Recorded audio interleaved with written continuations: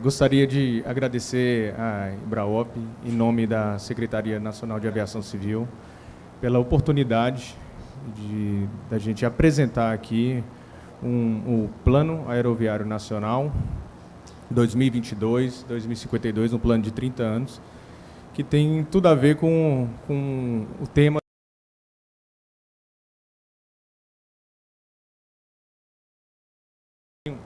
Obrigado. É aqui para cima. É o de baixo? Isso. Então, a gente vai mostrar um pouquinho apanhado do que é o PAN, como a gente construiu esse plano nacional, né, um plano setorial, e que teve uma recomendação de boas práticas pelo TCU. Então, tudo começou com o planejamento que é o PIT, né, o Planejamento Integrado de Transportes. Esse Planejamento Integrado de Transportes derivou o Plano Nacional de Logística, que é o PNL, do antigo Ministério da Infraestrutura. Então, esse plano, ele deu as diretrizes estratégicas para os planos setoriais. À época, o Ministério da Infraestrutura tinha todos os modais de transportes sob sua responsabilidade. Hoje, com a mudança de governo, houve uma divisão aí, tem o Ministério dos Transportes e o Ministério de Portos e Aeroportos.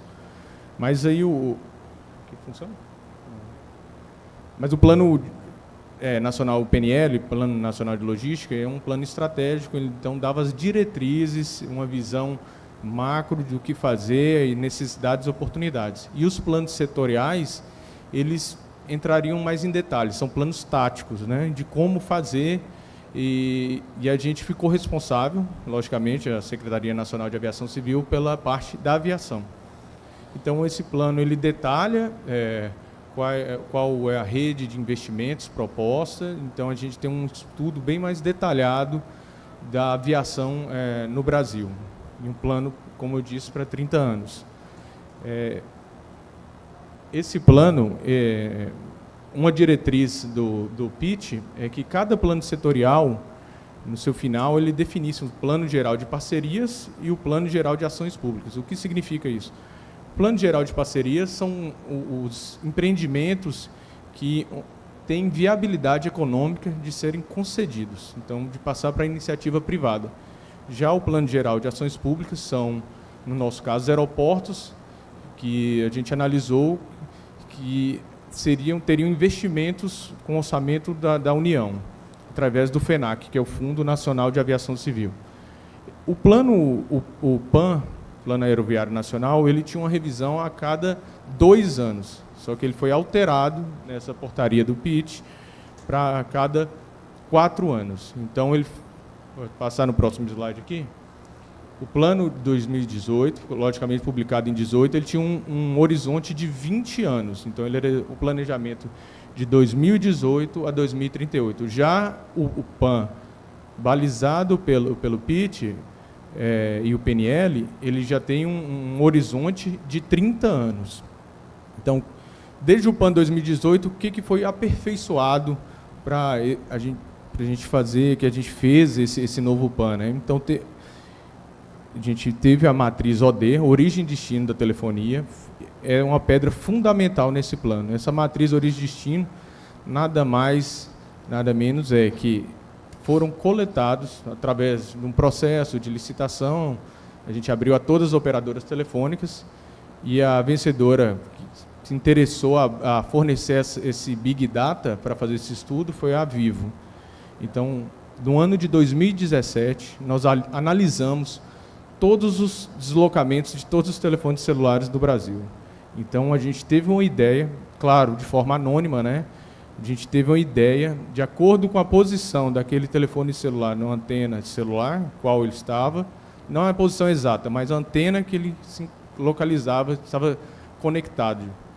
E a gente teve uma noção de como foi o deslocamento da população brasileira no território nacional. Já adiantando, essa matriz origem e destino da telefonia, Big Data, trouxe o mundo real para o planejamento. Então, foi um avanço muito grande, porque a gente observou quais cidades por onde a população deslocava, por via terrestre e por via aérea. E isso foi um balizador muito importante para o nosso planejamento. A gente também fez uma matriz origem e destino de carga, baseado nos certificados eletrônicos, né? Então, a gente conseguiu identificar como a carga movimenta por via aérea no Brasil. E também teve um evento muito importante no nosso estudo, que foi a da pandemia do Covid-19, foi o maior impacto na aviação da história, né? Então, o ponto de partida foi o PAN de 18, que a gente atualizou esse PAN. A rede inicial seria o do PAN 18, definido pelo PNL, e aí o PNL ele apontou oportunidades de crescimento da aviação nacional para o transporte de carga e de passageiros, mas ele apontou algumas oportunidades que o PAN debruçou em cima para avaliar se aquelas oportunidades eram mesmo oportunidades que o PNL definiu. Quais são as bases do PAN? Como foi dito aqui na palestra de ontem pelo TCU, a base do PAN veio do Plano Integrado de Longo Prazo, o PILP, que ele alterou o período do planejamento do PAN, dos planos setoriais. Antes era 20 anos o PAN e passou para 30 anos, né? E a grande sacada desse decreto foi a exigência de realizar a viabilidade socioeconômica dos empreendimentos no PAN, em todos os planos setoriais. Inicialmente, por esse decreto, era uma escolha de cada setor fazer ou não essa análise, apesar de estar no decreto, mas foi uma escolha de cada setor, de cada modal de transporte, fazer ou não essa análise socioeconômica, que seria essa análise ACB, a análise de custo-benefício. E se mostrou acertada pelo PAN, pela Secretaria de Aviação Civil, realizar o PAN utilizando a ferramenta da ACB. Nenhum outro plano realizou utilizou dessa ferramenta para elaborar o plano, já o PAN utilizou, e foi um grande diferencial, né? Então, a análise socioeconômica de custo-benefício que eu havia falado, então ela tem uma avaliação social dos projetos. Ela não é uma avaliação econômica, é uma avaliação no ponto de vista social, se aquele empreendimento socialmente é viável ou não. E aí, vou trazer esse conceito depois de valor social presente líquido, que na economia seria o VPL, né? Valor presente líquido. Na análise ACB, a gente tem o valor social presente líquido, com as análises, que logo após vai ter um exemplo, eu vou explicar como é que é. A gente fez, com a matriz OD, Big Data, a gente fez a nossa projeção de demanda, baseada nas UTPs, Unidades Territoriais de Planejamento, nada mais é um conjunto de cidades que dividido pelo IBGE em todo o território nacional, e foram 771 UTPs que a gente fez essa projeção de demanda, que a base é a matriz origem e destino, e a gente verifica a demanda do transporte aéreo com a população, o PIB. E outra ferramenta importante que a gente utilizou foi um decreto do governo federal à época, que definiu os parâmetros de crescimento de PIB previstos para os próximos 10 anos. Antigamente, os planos eram feitos aleatoriamente, cada planejador escolhia seu dado, uns escolhiam do Banco Central, outros do BID. Então, houve uma uniformização desses parâmetros para assim que todos os planos do PILP, plano aéreo, plano ferroviários, de saneamento, de telecomunicações, eles partissem da mesma premissa. E aí, com isso, a gente criou um cenário de aeroportos. Então, a nossa base, para começar os estudos do PAN, foram 941 aeroportos, para capturar toda essa demanda dessas UTPs no Brasil. E a gente fez essa simulação para 30 anos, um planejamento de 30 anos, considerando os dados econômicos de população, de PIB, crescimento, e a gente observou como o mercado atuava nessas cidades, nesses aeroportos, E a gente fez essa avaliação de investimento, de operação, de CAPEX, né, que seria o investimento inicial ali, as emissões de gases, o custo do transporte, o valor do tempo e o valor da vida, que isso aqui tem muito a ver com a análise ACB que a gente realizou. Então, aqui vai ser um exemplo claro de como funcionou essa análise que a gente fez para cada aeroporto, né, aqueles 941. Então, foi logicamente, a gente tem que agradecer muito a parceria que a gente tem com a Universidade Federal de Santa Catarina, foi um parceiro que nos ajudou. Tecnicamente, a Secretaria não tem mãos nem expertise para fazer essas análises computacionais que demandaram muito tempo, muito esforço, energia de todos que estavam envolvidos. A SAC estava com, digamos assim, um supervisor, a gente ditava as regras ali de como fazer, as diretrizes de como fazer, pedir os produtos, e depois a SAC consolidou no documento. Então, foi a SAC que produziu, mas a faculdade, a Universidade Federal de Santa Catarina, que fez todo, digamos, esse trabalho aí de back-office para a gente, e essa modelagem tecnológica. Então, o simulador ACB, vamos colocar um exemplo aqui na Bahia. Digamos que a demanda, a gente verificou no ano, não sei se eu falei, o ano que a gente verificou a matriz origem e destino, com base nos deslocamentos reais, foi o ano 2017. Então, 2017 é a base para todos os nossos estudos. Então, é um ano bom, porque é um ano ainda que estava em crescimento, a aviação, não teve a crise do coronavírus, que foi um choque na aviação. Então, a gente foi digamos assim, uma sorte, né? Foi uma base boa de comparação para o nosso estudo. Então, a gente identificando a lençóis, por exemplo, turistas, a demanda de transporte aéreo de lençóis, ou então do Morro do Chapéu para Salvador, lençóis para Salvador, qualquer exemplo serve. Então, lençóis, ela tem, pela nossa matriz OD, teve uma demanda de passageiros para utilizar o transporte de longa distância. Só que lençóis, digamos que lençóis não tem aeroporto, ou Morro do Chapéu não tem aeroporto. Então, o que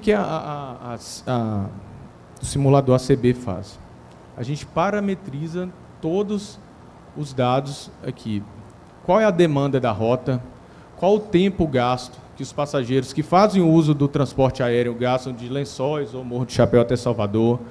Quais são as emissões por veículo que estão nessa rota, e qual é a exposição do risco?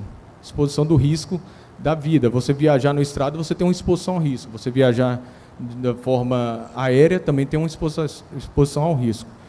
A grande sacada da análise custo-benefício é que tudo isso tem um valor econômico. Então, tudo isso é parametrizado. A gente pegou o caderno de parâmetros do IPEA e da Infra-SA. E aí, como é que a gente faz essa análise? Se é viável o passageiro que faz uso do transporte aéreo continuar viajando para Salvador de carro e de lá pegar um transporte aéreo e continuar a sua viagem para qualquer destino, ou vale a pena construir um aeroporto em Lençóis, mas tudo isso no ponto de vista social. É viável socialmente? Como é feita a análise?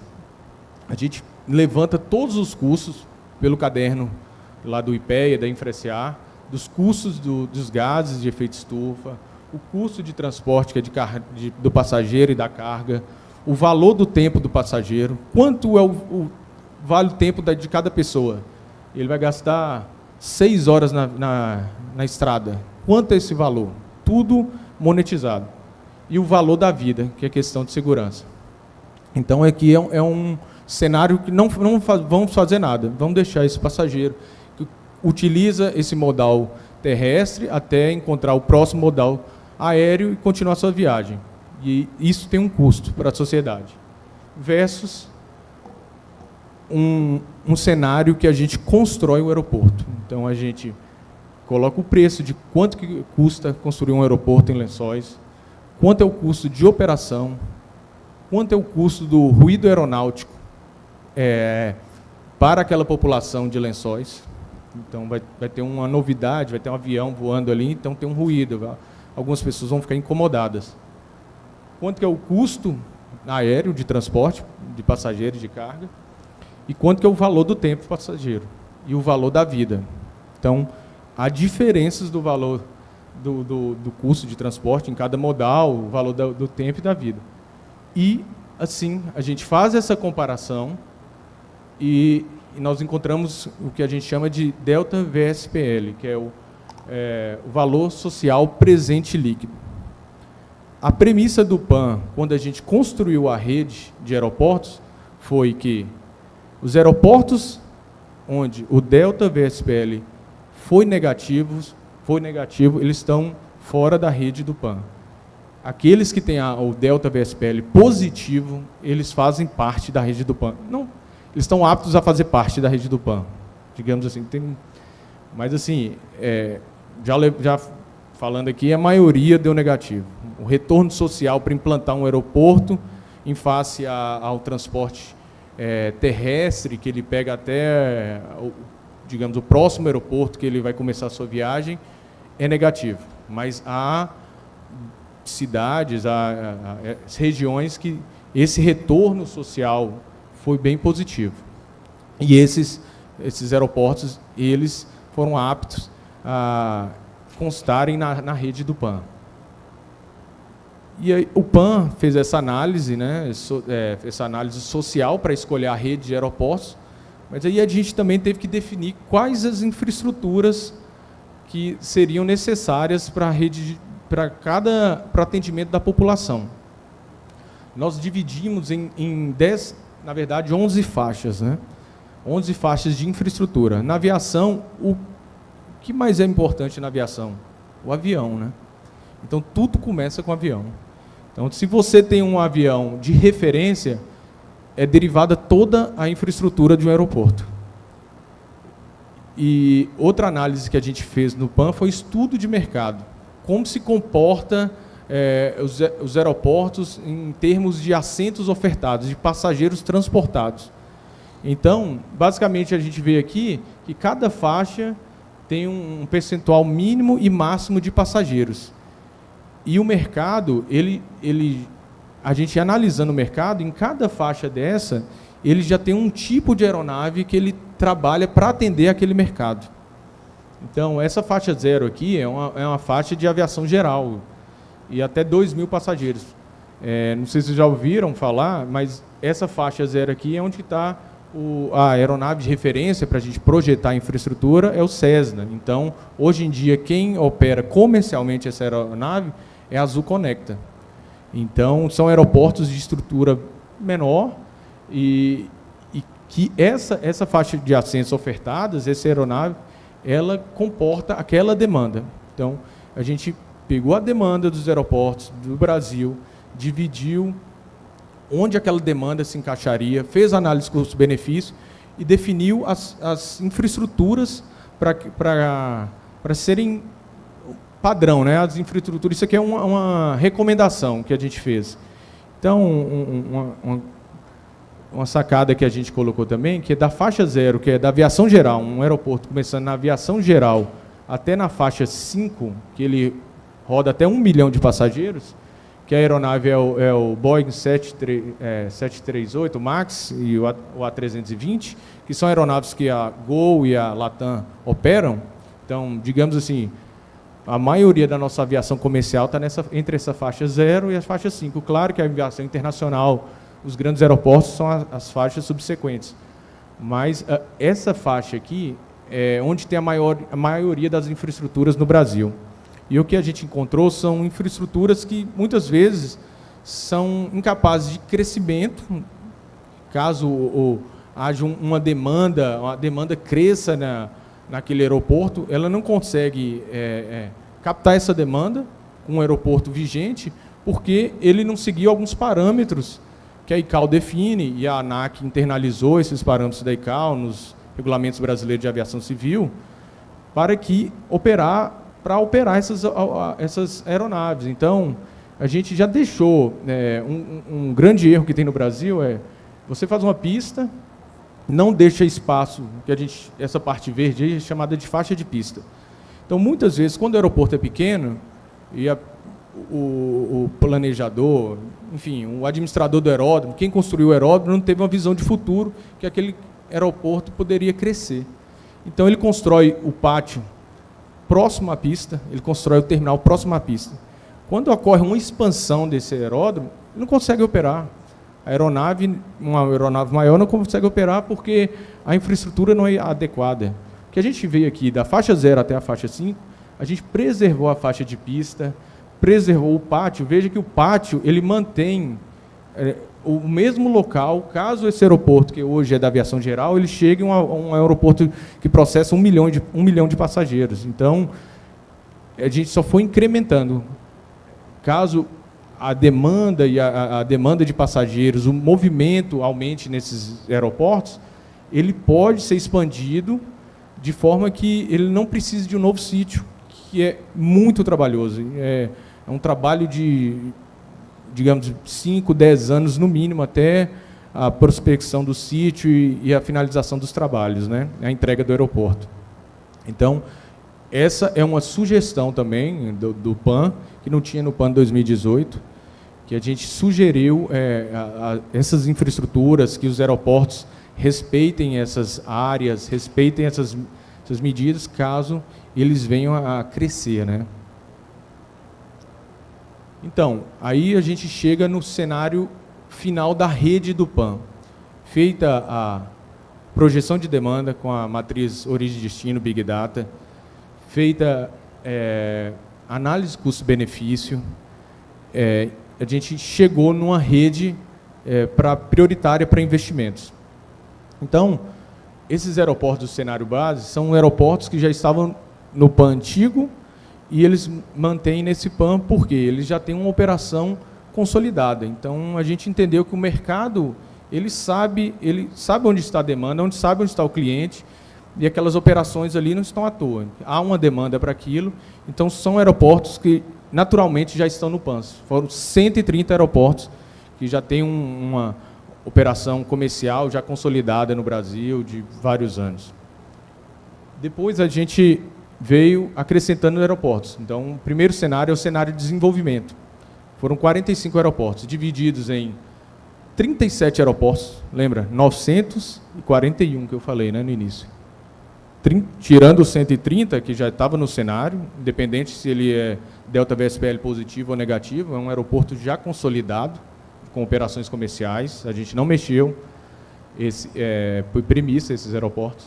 Então, daqueles aeroportos, 940, alguma coisa, somente 37 tem retorno social positivo. Então, vale a pena construir um aeroporto, ou reformar, ou ampliar o aeroporto, manter aquele aeroporto em face de um transporte rodoviário, que é massivo aqui no Brasil, né?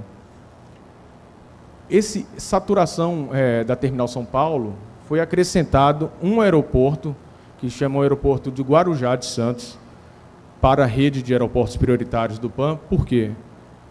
É um aeroporto que dá um Delta VSPL negativo de mais de R$1 bilhão, mas ele entrou porque ele compõe a Terminal São Paulo.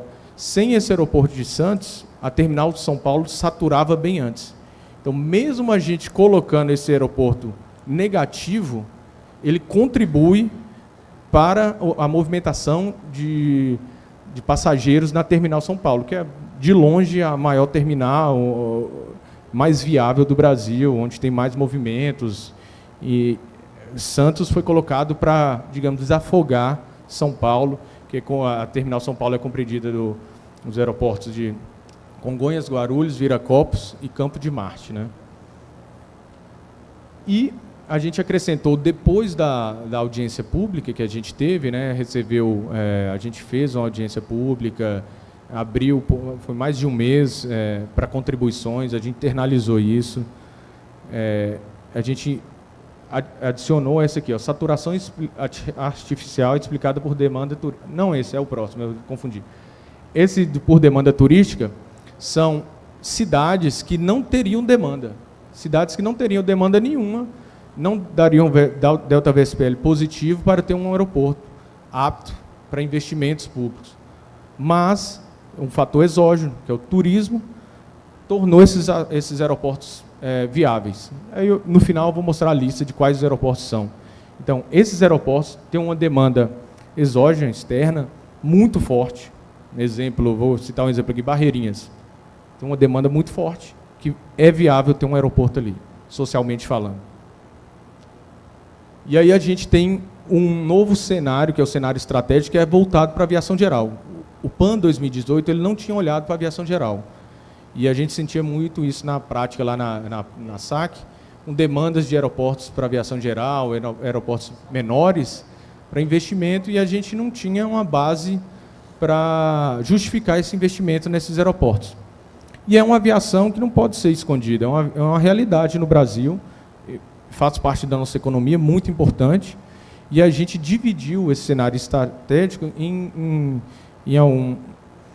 alguns setores aqui para investimento. Então, para a aviação geral, a gente escolheu aeroportos de até uma hora de metrópolis. Então, esses aeroportos, basicamente, eles servem para desafogar o tráfego de grandes centros. São Paulo, Rio de Janeiro, todo grande centro sempre tem um aeroporto voltado para a aviação geral. Goiânia tem, Manaus tem. Então, esses aeroportos, eles não têm um delta VSBL positivo, eles são extremamente negativos, mas eles dão suporte para a aviação geral. E esse cenário estratégico de aviação geral, o nível de investimento também é para manter o aeroporto. Então, não é nada exorbitante, investimento em pista, construção de terminal, não. É manter o aeroporto, recapear a pista ou fazer uma cerca operacional, é um investimento bem simples para manter, porque esses aeroportos são muito importantes para a rede. São aeroportos que também são importantes para treinamento de pilotos, para oficinas de manutenção. A gente também selecionou aeroportos que estão isolados mais de 5 horas terrestres, tem uma realidade. Muitas pessoas deslocam muito mais de 5 horas, a gente identificou isso na matriz origem e destino, para fazer o uso do transporte aéreo. Então, a gente quis minimizar, uma das premissas do PAN é ter um máximo de atendimento da população do transporte aéreo com mínimo de deslocamento, mínimo de tempo deslocado para encontrar uma facilidade aeronáutica para ele realizar seu transporte aéreo. E aí esse outro cenário, que é o cenário de operações contínuas que não atingem o cenário base. O cenário base tem a premissa dos voos regulares, só que são voos regulares que processam mais de 2.000 passageiros por mais de 2 anos. Essas operações contínuas aqui, esse último tópico, critério de exceção, são aeroportos que a gente observou entre 2022 e 2023, que já estão desenvolvendo, com a Azul Conecta, ele propiciou muito esse desenvolvimento desses aeroportos, que tem aviação regular por 39 semanas, são 2/3, né, em 1 ano, ou 50 semanas em 2 anos. Provavelmente esses 15 aeroportos, se eles continuarem ter essa movimentação de aviação regular, já no próximo PAN, que a revisão é de 4 em 4 anos, eles estarão no cenário base. Então, no final, a nossa rede prioritária de investimentos foram 249 aeroportos. Com delta, essa rede, incluindo aeroportos estratégicos, cenário base, cenário de desenvolvimento, deu um delta VSBL positivo de 5,2 bilhões. Então, o retorno social dessa rede de aeroportos é positivo para a população. Isso há ganho de tempo, ganho no custo da vida, ganho em segurança, ganho em emissões. Isso significa isso, é um retorno social. Então, a gente conseguiu, através da ferramenta da análise custo-benefício, a gente conseguiu colocar isso no papel, calcular e provar, através dessa metodologia, que a rede de aeroportos do PAN 2022 ele traz um retorno positivo para a sociedade. Então, a gente vai comparar aqui, ó, a rede do PAN 2018, definida como base no PNL 2035, era essa aqui. E ela dava um retorno, a gente rodou essa rede, ela dava um retorno negativo de 1,3 bilhão de reais. Um retorno social negativo, essa rede. E ela é composta de 164 aeroportos. Essa já é a nova rede. Então, todos esses aeroportos são os aeroportos com voos regulares consolidados e aeroportos concedidos. Então, a gente tem, são 130 que eu tinha comentado. Esse é o cenário de desenvolvimento, onde 37 são os azulzinhos, né? 37 são aqueles aeroportos que têm o valor social presente líquido positivo. O aeroporto de Guarujá, que dá um retorno negativo, mas ele é importante no conjunto da Terminal São Paulo, e os turísticos, que foram apontados no estudo, que a UTP desses municípios não gera uma demanda para dar um retorno positivo, mas o fator turismo impulsiona esses municípios, esses aeroportos. Então, a gente tem 2 exemplos ali, 3, na verdade, estou lembrando de cabeça aqui. Maragogi e Conde são lugares extremamente turísticos que não tem aeroporto. Lá, ele tem um retorno social, com o advindo do turismo, com um turista lá, ele tem um retorno social positivo. Então, é viável ter um aeroporto nessas localidades. Salinópolis, Barreirinhas já tem, está sendo reformado, né? E a gente identificou isso aqui. Então, somando o cenário base, mais desenvolvimentos, 177 aeroportos. O cenário estratégico é mais voltado para a aviação geral, como eu tinha explicado. A rede de aeroportos são essas. Veja que Manaus, Belo Horizonte, Porto Alegre, Campo Grande, Goiânia, todos esses são aeroportos, Campinas, todos esses serão aeroportos que desafogam o tráfego dos grandes aeroportos. E a gente tem um aeroporto aqui no Mato Grosso, chama Primavera do Leste. É um aeroporto extremamente vocacionado para a manutenção de aeronaves. Muito movimentado e um aeroporto importante para a manutenção de aeronaves. Outro exemplo é o aeroporto de Pará de Minas, em Minas Gerais, que ele é vocacionado para a formação de pilotos. Então, a gente não podia fazer uma vista grossa para esse lado da aviação, que é muito importante, formação, a manutenção, a aviação geral. Então, esses aeroportos, pelos nossos estudos, eles estão aptos a receber investimento público de uma forma mais, digamos assim, modesta, né? Então, é para manter o aeroporto. E a gente tem os isolados.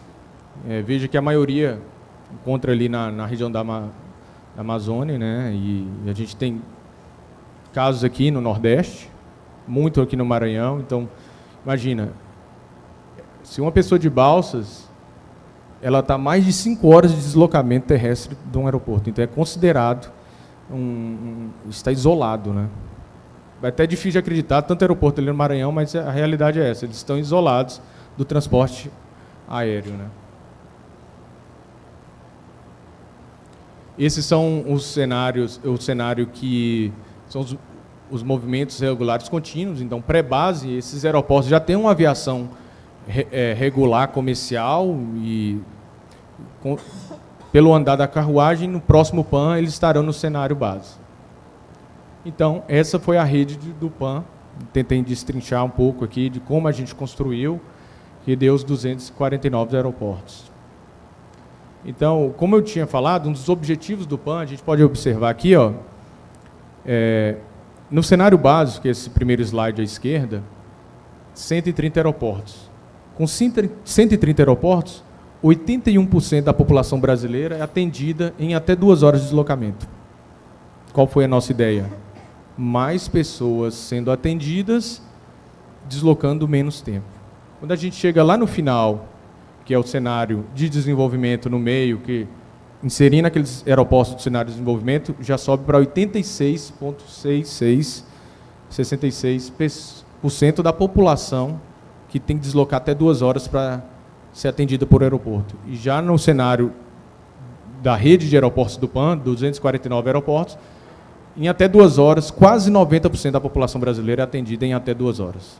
Então, a gente vê o residual ali, 8 horas, a partir de 6 horas é menos de 1%, 0,02%, é muito baixo.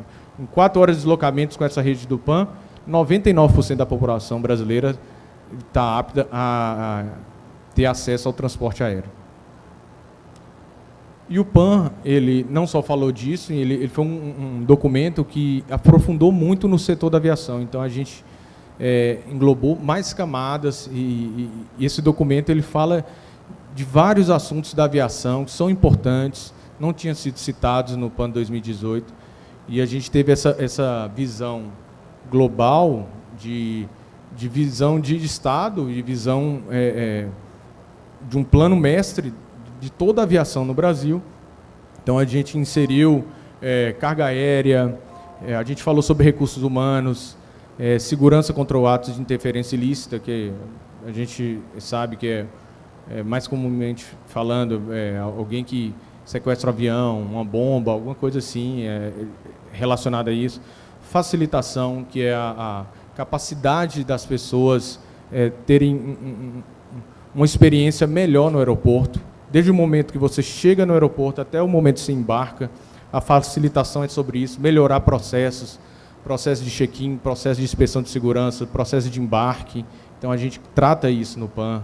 Fala de priorização de internacionalização de aeroportos, que viram e mexe, vários aeroportos chegam na SAC pedindo para ser internacionais, mas tem que ter um critério, e a gente tratou isso no PAN para ter um critério.